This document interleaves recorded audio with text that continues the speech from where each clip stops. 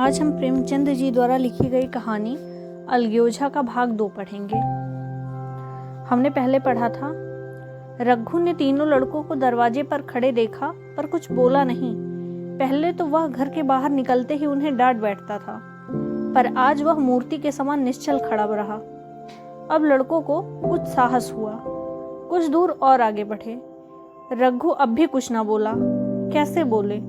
वह सोच रहा था, काकी ने लड़कों को खिला पिला दिया, मुझे पूछा तक नहीं। क्या उसकी आंखों पर भी पर्दा पड़ गया है? अगर मैंने लड़कों को पुकारा और वह ना आए तो मैं उनको मार पीट भी तो ना सकूंगा। लू में सब मारे मारे फिरेंगे, कहीं बीमार ना पड़ जाएं। उसका दिल महसूस कर रह जाता था, लेकिन मुंह से कुछ कह नहीं सकता था। लड़कों ने देखा कि यह बिल्कुल नहीं बोलते तो निर्भय होकर चल पड़े। सहसा मुलिया ने आकर कहा, अब तो उठोगे कि अब भी नहीं? जिनके नाम पर फाका कर रहे हो उन्होंने मजे से लड़कों को खिलाया, आप भी खाया, अब आराम से सो रही हैं। मोर पिया बात ना पूछें, मोर सुहागिन ना हो। एक बार भी मुंह से ना फूटा कि चलो भैया खा लो। रघु को इस समय मर्मांत पीड़ा हो रही थी। मुलिया के इन कठोर शब्दों ने घाव पर नमक छिड़क दिया। दुखिता नेत्रों से देखकर बोले, तेरी जो मर्जी थी वही तो हुआ, अब जा ढोल बजा। मुलिया, नहीं, तुम्हारे लिए थाली परोसे बैठी हैं। रघु, मुझे चिढ़ा मत, तेरे पीछे मैं भी बदनाम हो रहा हूँ। जब तू किसी की होकर नहीं रहना चाहती तो दूसरों को क्या गरज है जो तेरी खुशामद करे। जाकर काकी से पूछ, लड़के आम चुनने गए हैं, उन्हें पकड़ कर लाऊं? मुलिया अंगूठा दिखाकर बोली, तुम्हें 100 बार गरज हो जाकर पूछो। इतने में पन्ना भी भीतर से बाहर आई। रघु ने पूछा, लड़के बगीचे में चले गए काकी, लू चल रही है। पन्ना, अब उनका कौन 75 है? बगीचे में जाएं, पेड़ पर चढ़े, पानी में डूबे, मैं अकेली क्या क्या करूं? रघु, जाकर पकड़ लाऊं? पन्ना, जब तुम्हें अपने मन से नहीं जाना तो फिर मैं क्यों जाने को कहूं? तुम्हें रोकना होता तो रोक ना देते, तुम्हारे सामने ही तो गए होंगे। पन्ना की बात पूरी ना हुई थी कि रघु ने नारियल कोने में रख दिया और बाग की तरफ चला। रघु लड़कों को लेकर बाग से लौटा तो देखा मुलिया अभी तक झोपड़े में खड़ी है। बोला, तू जाकर खा क्यों नहीं लेती? मुझे तो इस बेला भूख नहीं है। मुलिया ऐंठ कर बोली, हाँ, भूख क्यों लगेगी? भाइयों ने खाया, वह तुम्हारे पेट में पहुंच गया। रघु ने दांत पीसकर कहा, मुझे जला मत मुलिया, नहीं तो अच्छा नहीं होगा। खाना कहीं भागा तो नहीं जाता? एक बेला ना खाऊंगा तो मर नहीं जाऊंगा। क्या तू समझती है कि घर में आज कोई छोटी बात हो गई है? तूने घर में चूल्हे नहीं जलाए हैं, मेरे कलेजे में आग लगाई है। मुझे घमंड था और चाहे कुछ हो जाए, पर मैं मेरे घर में फूट नहीं आने दूंगा। फूट का रोग नहीं पनपेगा, पर तूने मेरा घमंड चूर कर दिया। परालाब्ध की बात है। मुलिया तिनक कर बोली, सारा मोह छोह तुम ही को है या और किसी को भी है? मैं तो किसी को तुम्हारे तरफ बिसुरते नहीं देखती। रघु ने ठंडी सांस खींचकर कहा, मुलिया, घाव पर नून न छिड़क, तेरे ही कारण मेरी पीठ में धूल लग रही है। मुझे इस गृहस्थी का मोह न होगा तो किसे होगा? मैंने ही तो इसे मर मर जोड़ा है। जिनको गोद में खिलाया वही आज पट्टीदार होंगे। जिन बच्चों को मैं डांटता था उन्हें आज कड़ी आंखों से भी नहीं देख सकता। मैं उनके भले के लिए भी कोई बात करूं तो दुनिया यही कहेगी कि यह अपने भाइयों को लूट लेता है। जा, मुझे छोड़ दे, अभी मुझसे कुछ न खाया जाएगा। मुलिया, मैं कसम रख दूंगी। नहीं, चुपके से चले चलो। रघु, देख, अभी भी कुछ नहीं बिगड़ा है, अपनी हट छोड़ दे। मुलिया, हमारा लहू ही पिए जो खाने ना उठे। रघु ने कानों पर हाथ रखकर कहा, यह तूने क्या किया मुलिया? मैं तो उठ ही रहा था, चल खा लूं, नहाने धोने कौन जाए। लेकिन इतना कह देता हूँ कि चाहे 4 की जगह 6 रोटियां खा जाऊं, चाहे तू मुझे घी के मटके ही में क्यों न डुबो दे, पर यह आग मेरे दिल में से ना मिटेगी। मुलिया, दाग साग सब मिट जाएगा। पहले सबको ऐसा ही लगता है, देखते नहीं हो उधर कैसी चैन की बंसी बज रही है। वह तो मना ही रही थी कि किसी तरह यह सब अलग हो जाए। अब वह पहले की सी चांदी तो नहीं है कि जो कुछ घर आवे सब गायब। अब क्यों हमारे साथ रहने लगी? रघु ने आहत स्वर में कहा, इसी बात का तो मुझे भी गम है। काकी से मुझे ऐसी आशा न थी। रघु खाने बैठा तो कौर विष के घूंट सा लगता था। जान पड़ता था रोटियां भूसी की हैं, दाल पानी सी लगती है, कंठ के नीचे पानी उतरता ही नहीं है, दूध की तरफ देखा तक नहीं जाता। 2-4 गिलास खाकर उठ आया जैसे किसी प्रियजन के श्राद्ध का भोजन हो। रात का भोजन भी उसने इसी तरह किया। भोजन क्या किया, कसम पूरी की। रात भर उसका चित्त उद्गिन रहा। एक अज्ञात शंका उसके मन पर छाई हुई थी, जैसे भोला महतो द्वार पर बैठा रो रहा हो। वह कई बार चौंक कर उठा। ऐसा जान पड़ा भोला उसकी ओर तिरस्कार की आंखों से देख रहा है। वह दोनों जून भोजन करता था, पर जैसे शत्रु के घर। भोला की शोकमग्न मूर्ति आंखों से न उतरती थी। रात को उसे नींद न आती थी। वह गांव में निकलता तो इस तरह मुंह चुराए, सिर झुकाए, मानो गो हत्या की हो। 5 साल गुजर गए। रघु अब 2 लड़कों का बाप था। आंगन में दीवार खिंच गई थी। खेती के मेड़ में 2 हिस्से हो गए थे और बैले बछियों का बंटवारा हो गया था। केदार की उम्र अब 19 की हो गई थी। उसने पढ़ना छोड़ दिया था और खेती में काम करता था। खुन्नू गाय चराता था। केवल लक्ष्मण अब तक मदरसे जाता था। पन्ना और मुलिया दोनों एक दूसरे की सूरत से जलती थी। मुलिया के दोनों लड़के बहुधा पन्ना के ही पास रहते थे। वही उन्हें उपटन मलती, वही काजल लगाती, वही गोद में लिए फिरती, मगर मुलिया के मुंह से अनुग्रह का एक शब्द भी न निकलता था। न पन्ना ही उसको इसकी इच्छुक थी। वह जो कुछ करती निर्ब्याज भाव से करती थी। उसके 2-2 लड़के अब कमाऊ हो गए थे। लड़की खाना पका लेती थी, वह खुद ऊपर का कामकाज कर लेती। इसके विरुद्ध रघु अपने घर का अकेला था। वह भी दुर्बल, अशक्त और जवानी में बूढ़ा। अभी आयु 30 वर्ष से अधिक न थी, लेकिन बाल खिचड़ी हो गए थे, कमर भी झुक चली थी, खांसी ने जीर्ण कर रखा था। देखकर दया आती थी। और खेती पसीने की वस्तु है। खेती की जैसी सेवा होनी चाहिए वह उससे न हो पाती थी। फिर अच्छी फसल कहाँ से आती। कुछ ऋण भी हो गए थे। वह चिंता और भी मारे डाले थी। चाहिए तो यह था कि अब उसे कुछ आराम मिलता। इतने दिनों के निरंतर परिश्रम के बाद सिर का बोझ कुछ हल्का होता, लेकिन मुलिया की स्वार्थपरता और अदूरदर्शिता ने लहराती हुई खेती को उजाड़ दिया था। अगर सब एक साथ रहते तो वह अब तक पेंशन पा चुका होता और मजे में द्वार पर बैठा रहता, नारियल पीता। भाई काम करते, वह सलाह देता, महतो बना फिरता। कहीं किसी के झगड़े चुकाता, कहीं साधु संतों की सेवा करता। वह अवसर हाथ से निकल गया। अब तो चिंता भर दिन दिन बढ़ता जाता था। आखिर उसे धीमा धीमा ज्वर रहने लगा। हृदय सूल चिंता, कड़ा परिश्रम और अभाव का यही पुरस्कार था। पहले कुछ परवाह न की, समझा आप ही अच्छा हो जाएगा, मगर कमजोरी बढ़ने लगी तो दवा की फिक्र हुई। जिसने जो बता दिया खा लिया। डॉक्टरों और वैद्यों के पास जाने की सामर्थ्य कहाँ, और सामर्थ्य भी होती तो रुपए खर्च कर देने के सिवा और भी नतीजा ही क्या है। ज्वर, जीर्ण ज्वर की औषधि आराम और पुष्टिकारक भोजन है। न वह बसंत मालती का सेवन कर सकता था और न आराम से बैठकर बलवर्धक भोजन कर सकता था। कमजोरी बढ़ती ही गई। पन्ना को अवसर मिलता तो वह आराम से उसे तसल्ली देती, लेकिन उसके लड़के अब रघु से बात भी नहीं करते थे। दवा दारू तो क्या करते, उसका और मजाक उड़ाते थे। भैया समझते थे कि हम लोगों से अलग होकर सोने और ईंट रख लेंगे। भाभी भी समझती थी सोने से लद जाऊंगी। अब देखते हैं कौन पूछता है। सिसक सिसक कर ना मरे तो कह देना। बहुत हाय हाय भी अच्छी नहीं होती। आदमी उतना काम करे जितना हो सके, यह नहीं कि रुपए के लिए जान दे दे।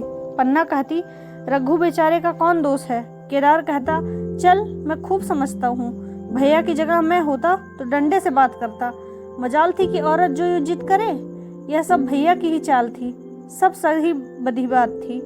आखिर एक दिन रघु का टिमटिमाता हुआ जीवन दीपक बुझ ही गया। मौत ने सारी चिंताओं का अंत कर दिया। अंत समय में उसने केदार को बुलाया था, पर केदार को ऊख में पानी देना था। डरा कहीं दवा के लिए न भेज दें, बहाना बना दिया। मुलिया का जीवन अंधकारमय हो गया। जिस भूमि पर उसने मंसूबों की दीवार खड़ी की थी वह नीचे से खिसक गई थी। जिस खूंटे के बल पर वह उछल रही थी वह उखड़ गया था।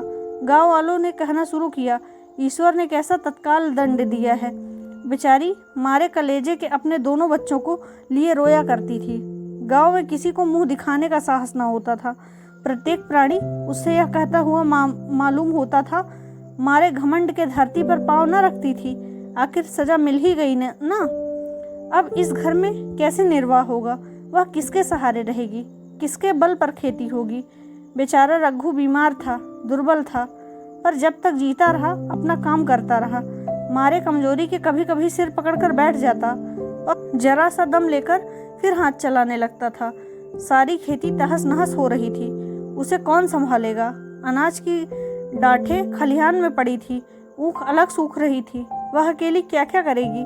फिर सिंचाई अकेले आदमी का तो काम नहीं है, 3-3 मजदूरों को कहाँ से लाए? गांव में मजदूर भी कितने ही थे, आदमियों के लिए खींचातनी हो रही थी, क्या करे क्या ना करे। इस तरह 13 दिन बीत गए। क्रियाकर्म से छुट्टी मिली। दूसरे ही दिन सवेरे मुलिया ने दोनों बालकों को गोद में उठाया और अनाज मारने चली। खलिहान में पहुंचकर उसने एक को तो पेड़ के नीचे घास के नर्म बिस्तर पर सुला दिया, दूसरे को वहीं बिठाकर अनाज मारने लगी। बैलों को हाँकती थी और रोती थी। क्या इसलिए भगवान ने उसको जन्म दिया था? देखते देखते क्या से क्या हो गया। इन्हीं दिनों पिछले साल भी अनाज मारा गया था। वह रघु के लिए लोटे में शरबत और मटर की घुंघनी लेकर आई थी। आज कोई उसके आगे न पीछे है, लेकिन किसी की लौंडी तो नहीं है। उसे अलग होने का अब भी पछतावा न था। एकाएक छोटे बच्चे का रोना सुनकर उसने उधर ताका तो बड़ा बालक उसे पुचकार कर कह रहा था, भैया चुप रहो चुप रहो। धीरे धीरे उसके मुंह पर हाथ फेरता था और चुप कराने के लिए विकल था। जब बच्चा किसी तरह ना चुप हुआ तो वह खुद उसके पास लेट गया और उसे छाती से लगाकर प्यार करने लगा। मगर जब यह प्रयत्न भी सफल ना हुआ तो वह भी रोने लगा। उसी समय पन्ना दौड़ी आई और छोटे बालक को गोद में उठाकर प्यार करती हुई बोली, लड़कों को मुझे क्यों नहीं दे आई बहू? हाय हाय, बेचारा धरती पर पड़ा लोट रहा है।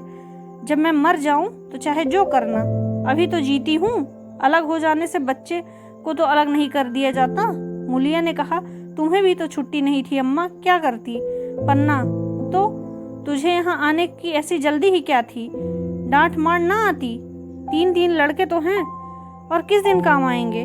केदार तो कल ही मारने को कह रहा था, मगर मैंने कहा पहले ऊख में पानी तो ला दे, फिर आज मारना मड़ाई तो 10 दिन बाद भी हो सकती है।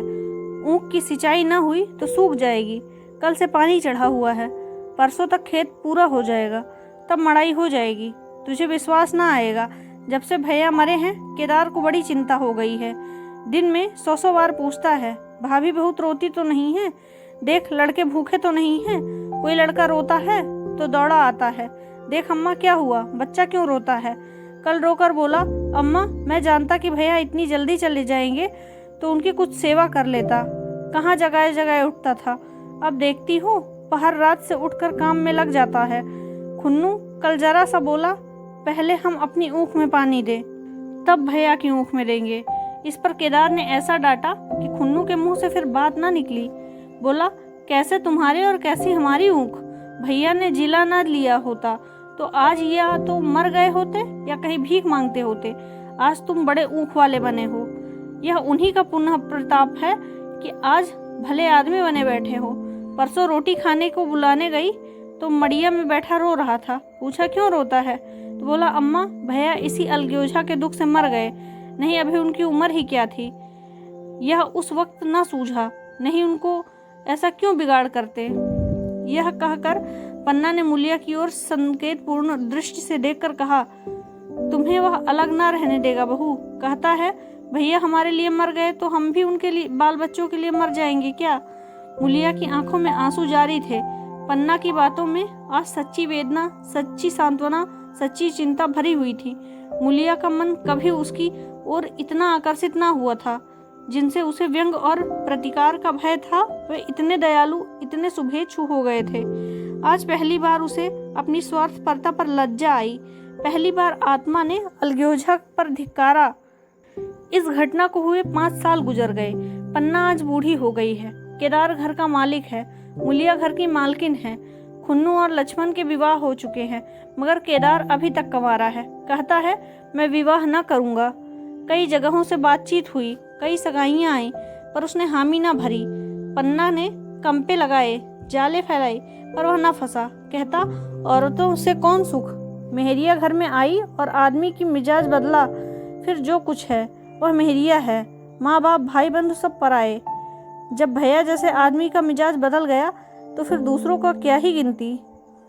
और 2 लड़के भगवान के दिए हुए हैं, और क्या चाहिए।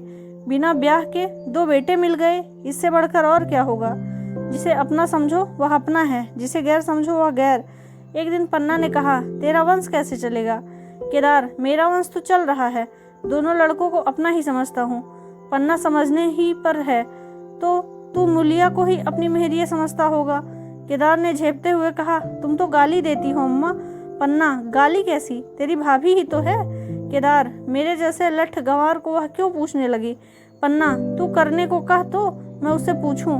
केदार, नहीं अम्मा, कहीं रोने गाने न लगे। पन्ना, तेरा मन हो तो मैं बातों बातों में उसका मन भी भांप लूं। केदार, मैं नहीं जानता, जो चाहे कर लो। पन्ना केदार के मन की बात समझ गई। लड़के का दिल मुलिया पर आया हुआ है। वह संकोच और भय के मारे कुछ कह नहीं सकता। उसी दिन उसने मुलिया से कहा, क्यों बहू, मन की लालसा मन में ही रह जाती है। केदार का घर भी बस जाता तो मैं निश्चिंत हो जाती। मुलिया, वह तो करने को ही नहीं कहते।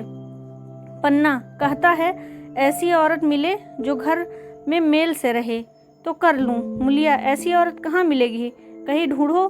पन्ना, मैंने तो ढूंढ लिया। मुलिया, सच, किस गांव की है। पन्ना, अभी ना बताऊंगी, मुद्दा यह जानती हूँ कि उससे केदार की सगाई हो जाए तो घर बस जाए और केदार की जिंदगी भी सफल हो जाए। ना जाने लड़की मानेगी कि नहीं। मुलिया, मानेगी क्यों नहीं अम्मा, ऐसा सुंदर कमाऊ सुशील वर और कहाँ मिल जाता है। उस जन्म का कोई साधु महात्मा है, नहीं तो लड़ाई झगड़े के डर से कौन बिना ब्याह रहता है। कहाँ रहती है, मैं जाकर उसे मना लूंगी। पन्ना, तू चाहे तो उसे मना ले, तेरे ही ऊपर है। मुलिया, मैं आज ही चली जाऊंगी अम्मा, उसके पैरों में पकड़कर उसे मना लूंगी। पन्ना, बता दूं, वह तू ही है। मुलिया लजाकर बोली, तुम तो अम्मा जी गाली देती हो। पन्ना, गाली कैसी है, देवर ही तो है। मुलिया, मुझ जैसी बुढ़िया को वह क्यों ही पूछेगा। पन्ना, वह तुझी पर दांत लगाए बैठा है, तेरे सिवा कोई और उसे भाती ही नहीं है। डर के मारे कहता नहीं है, पर उसके मन की बात मैं जानती हूँ। वैधव्य के शोक से मुरझाया हुआ मुलिया का पीत बदन कमल की भांति अरुण हो गया। 10 वर्षों से कुछ खोया था, वह एक क्षण में सब मानो ब्याज के साथ मिल गया। वही लावण्य, वही विकास, वही आकर्षण, वही लोच। धन्यवाद।